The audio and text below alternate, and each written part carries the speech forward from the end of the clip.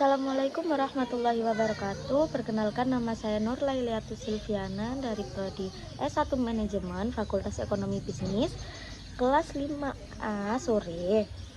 Di sini saya akan melakukan sebuah video presentasi dengan tugas UAS kelayakan bisnis. Saya akan menjawab dari soal yang pertama. PT Jaya Abadi ingin memulai bisnis peternakan ayam di wilayah yang rawan banjir.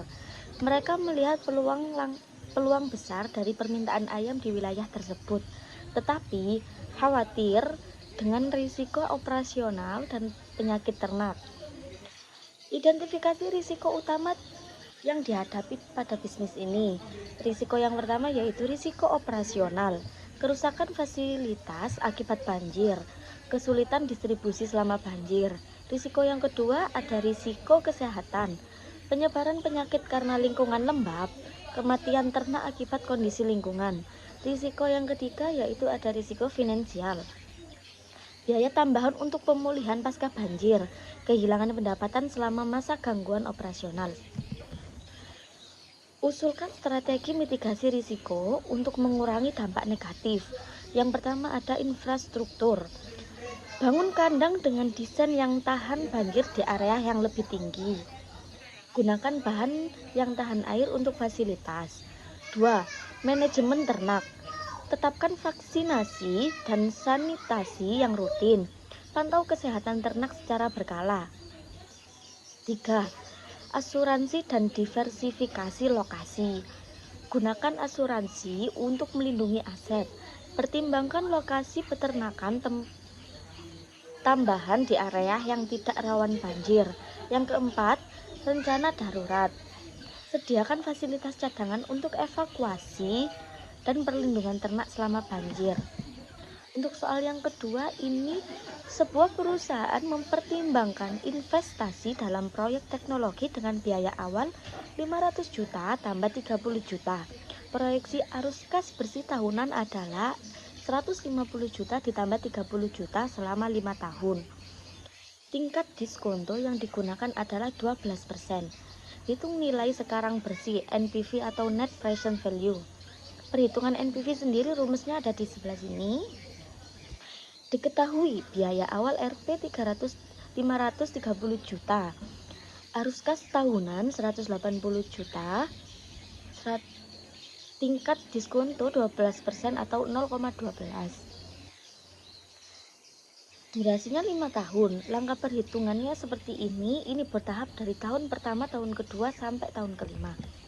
Di sini saya akan menjelaskan nilai arus diskonto tiap tahunnya. Tahun pertama itu sekitar 160 juta sekian, tahun kedua 143 juta sekian, tahun ketiga 128 juta sekian, dan tahun keempat 114 juta sekian, tahun kelima 102 juta sekian. Untuk total nilai arusnya itu di 604.859.716 rupiah. Jika IRR proyek adalah 14%, apakah proyek ini layak dijalankan? Jika IRR adalah 14% dan 12%, proyek layak dijalankan karena tingkat pengembalian lebih tinggi dari biaya modal. Untuk soal ketiga ini, sebuah usaha bakery membutuhkan investasi awal sebesar 100 juta ditambah 30 juta. Pendapatan per bulan diproyeksikan Rp 20 juta ditambah 30 juta dengan biaya operasional Rp 12 juta ditambah 30 juta. Hitung waktu balik modal atau payback period. Yang pertama, investasi awalnya 100 juta ditambah 30 juta sama dengan 130 juta. Pendapatan per bulan 20 juta ditambah 30 juta sama dengan 50 juta. Biaya operasional per bulannya 12 juta ditambah 30 juta jadi 42 juta. Laba bersih per bulan, pendapatan biaya dikurangi biaya operasional jadi 50 juta dikurangi 42 juta sama dengan 8 juta. Untuk hitung waktu balik modal atau payback period, waktu balik modal dihitung dengan membagi investasi awal dengan laba bersih per bulannya. Rumusnya sendiri investasi awal dibagi laba bersih per bulan.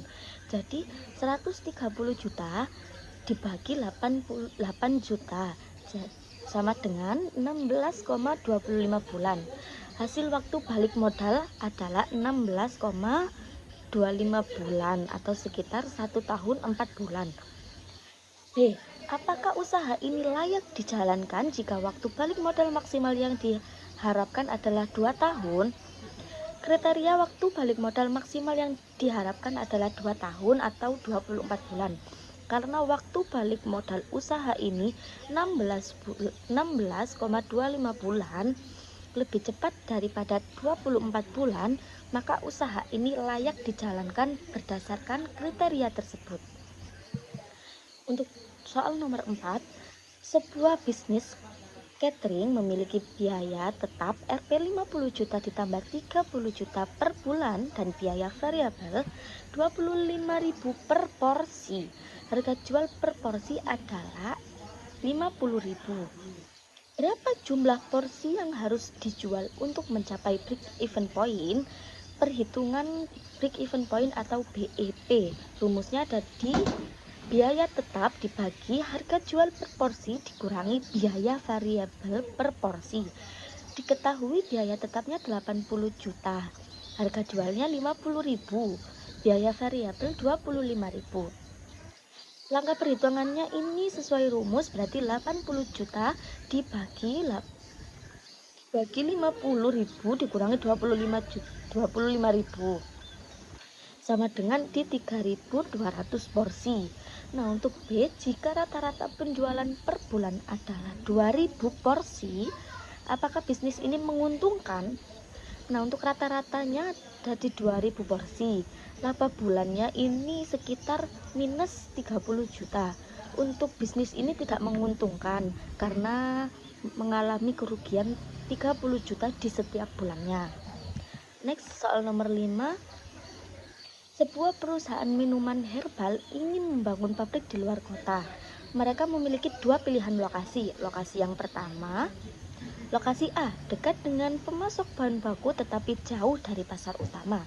Yang kedua, lokasi B, jauh dari pemasok bahan baku tetapi dekat dengan pasar utama. Faktor apa saja yang perlu dipertimbangkan dalam memilih lokasi ini dan juga berikan rekomendasi berdasarkan kelebihan dan kekurangan masing-masing lokasi. Untuk yang pertama ini biaya transportasi. Lokasi A mengurangi biaya bahan baku. Untuk lokasi B mengurangi biaya distribusi ke pasar.